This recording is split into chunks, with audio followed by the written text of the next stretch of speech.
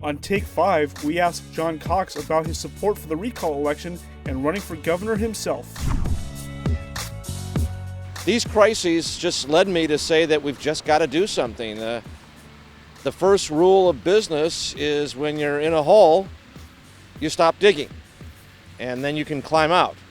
And that's what California needs to do. It needs to climb out of that hole. I am officially running for governor in the recall or in 2022, whatever happens. And it can't happen a moment too soon, let me tell you. What you need to do is treat people. That's the compassionate thing to do. Bring them back into productive society so that they can have a fulfilling life. It is not compassionate to just let people continue to abuse alcohol and drugs or live out their mental illness. I can build for 1/5 what it costs to build in California, and it's government cost. It's litigation, layers of approval, consultants, environmental regulations, all kinds of things that drive up the cost of housing. The most important thing we can do is reduce the cost of building. And that's the first issue I'll attack as governor outside of the pandemic and the vaccinations.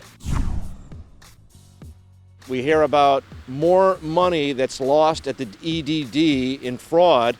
At the same time, we're hearing about literally 1 million people that are owed the money because they're unemployed and they need it to pay their rent and their mortgage, and they're not getting it. We heard today that the high-speed rail project, which he said he was going to kill and then reversed himself when the federal government demanded some of its money back, they're more over budget and more behind schedule than they ever have been. California's changed from what it was 2 years ago. 2 years ago, we had 3% unemployment. Today, we have, 8 or 9, 10% unemployment. We've got now a glimpse at what Gavin Newsom has done. It's not good. And I think now the voters will be turning to somebody, and I think they're ready for a business person, someone who's actually solved problems in the private sector and has solutions.